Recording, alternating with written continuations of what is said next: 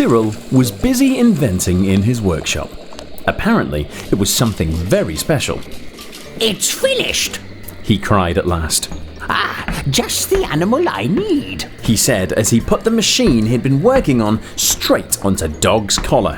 He had just invented a way to convert all Dog's woofs and whines into English. Won't that be nice, Dog? said Mary encouragingly.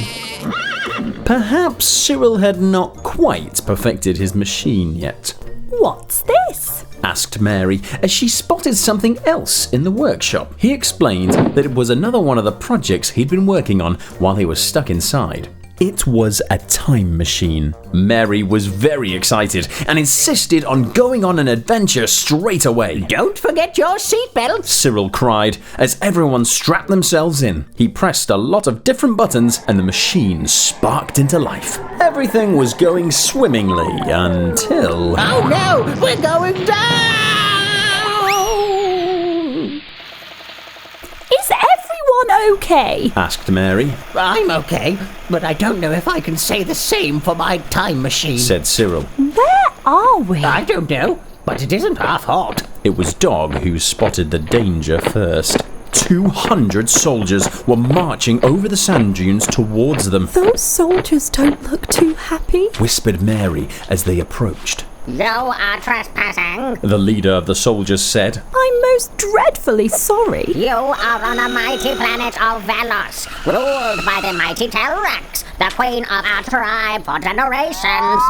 The leader of the soldiers said, She is clearly the ringleader. They will be back for her, and when they come, we will be ready.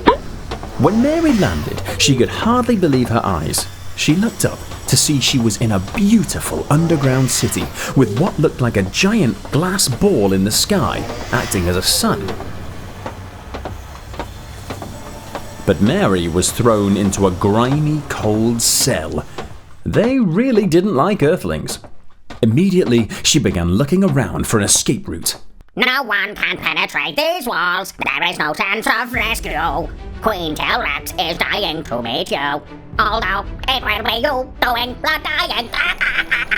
Meanwhile, back with Cyril, Dog and Trunk, things were looking slightly better. The time machine was working again, but they had to rescue Mary. But what to do?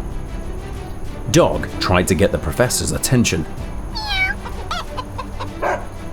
If only the silly machine had worked.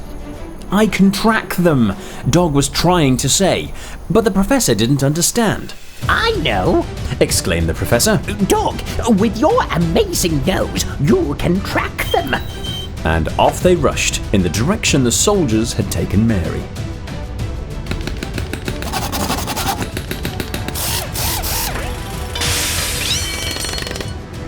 One good bonk on the head was all it took to knock the guard out. Then, with its curved handle, she expertly hooked the cell keys from his belt. She rushed through the prison, but just as she reached the final door, it began to open. Here we go again. She thought to herself, gripping her umbrella tightly when unexpectedly Dog and Cyril tiptoed through the door. What are you doing here? Why, rescuing you. A loud alarm began to ring. They had been discovered, and they heard the sound of soldiers running towards them. The soldiers were hot on their tail as they raced across the desert, back to the time machine, and all jumped in. Maybe next time we go on an adventure, we check the time machine works beforehand. Somehow, in all the chasing around, something in Dog's translator must have been knocked and had begun working. Everyone turned to stare at him. Maybe being able to be understood was not what Dog wanted after all. They landed back in the workshop, safe and sound, and Mary announced, What do you think to that adventure, Dog? asked Mary. Where has the translator gone? Exclaimed Cyril. What a shame. It must have gone missing in all the chaos. Dog looked a little guilty. It was time for a cup of tea and some muffins.